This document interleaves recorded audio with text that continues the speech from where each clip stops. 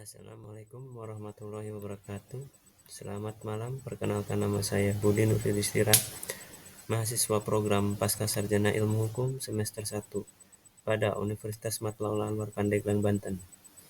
Pada kali ini saya akan menyampaikan tugas kuliah dari Teori Hukum dan HAM dengan dosen pengampu Bapak Dr. Firman Chandra, SESH MH. Adapun materi yang akan saya sampaikan yaitu tentang fraud bidang kesehatan pada pelayanan kesehatan. Hal ini menjadi dasar karena berita tentang fraud sudah banyak di laman pencarian seperti Google. Jika kita lihat berita terkini tersebut tentang fraud, yaitu dalam hal ini fraud berarti kecurangan, yaitu pada pelayanan kesehatan itu sudah terjadi dan hal-hal yang sangat vital. Nah, seperti saya kutip dari situs dengan judul KPK Sinergi KPK BPJS Kesehatan Kawal Layanan Anti Fraud pada tanggal 20 September 2024, Wakil Ketua Bapak Alexander Marwata dalam sambutannya menyatakan bahwa BPJS yang merupakan program gotong royong bersama ini dalam rangka membuat masyarakat Indonesia sehat harus dikelola menurut Bapak Alex ini. Pak Alex menyebutkan bahwa per tahun 2024 terdapat sekitar 1.500 triliun dana yang tersedia untuk menopang pelayanan fasilitas kesehatan bagi 98 rakyat Indonesia yang terdaftar. Dengan anggaran yang cukup besar tersebut, Alex mengimbau bahwa agar integritas dalam tata kelola menjadi hal yang diutamakan oleh BPJS Kesehatan, sehingga dana yang disalurkan dapat digunakan untuk kepentingan masyarakat. Namun, nyatanya seiring dengan perjalanan program, beliau menyatakan bahwa masih ditemukan sejumlah kelemahan atau fraud yang terjadi. Menurut pengelola program yang tidak berintegritas akan menimbulkan penyalahgunaan dana, mengurangi kepercayaan publik, dan mengancam kesinambungan program JKN ke depannya. Dalam hal ini, kerugian fraud di bidang kesehatan adalah 10% dari pengeluaran untuk kesehatan masyarakat, atau sekitar 20 triliun ya, secara nominal.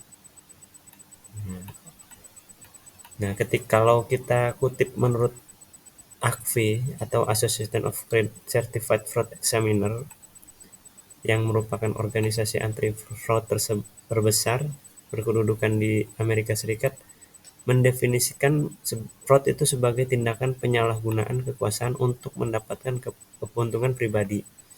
Dalam hal ini, fraud dapat dilakukan dengan cara menyalahgunakan aset atau kekayaan perusahaan secara sengaja. Dan menurut ACFE ini lagi bahwa fraud dikategorikan menjadi 3 kelompok, yaitu kecurangan kas, kecurangan laporan keuangan, ataupun tindak korupsi. Nah,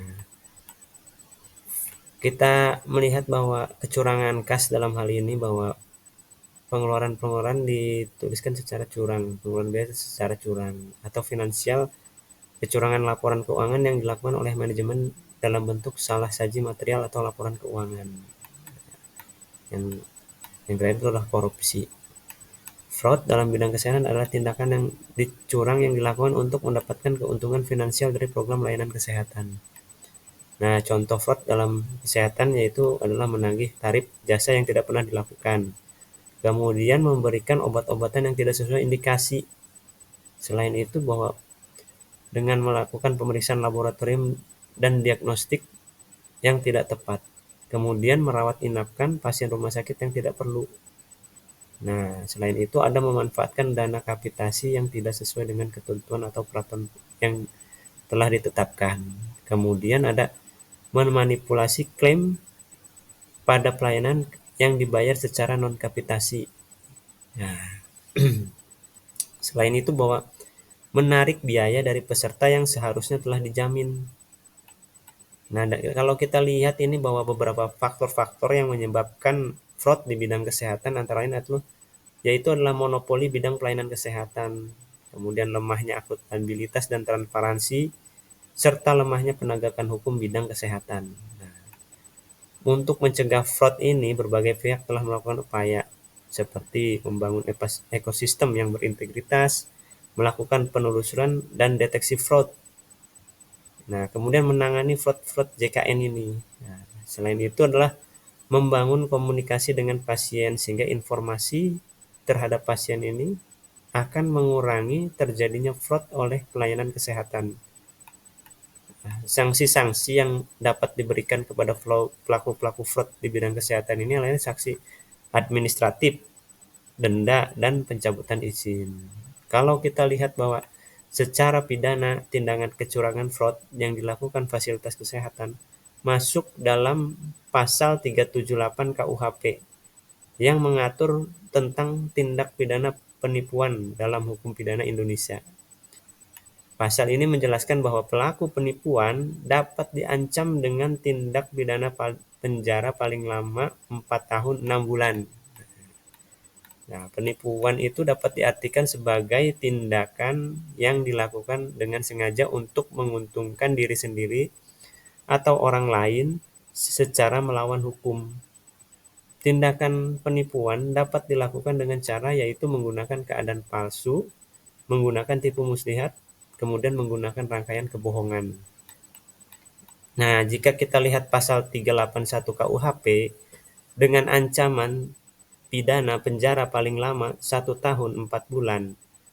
Nah, kemudian pasal 381 KUHP ini mengatur tentang tindak pidana penipuan asuransi yang dilakukan dengan tipu muslihat.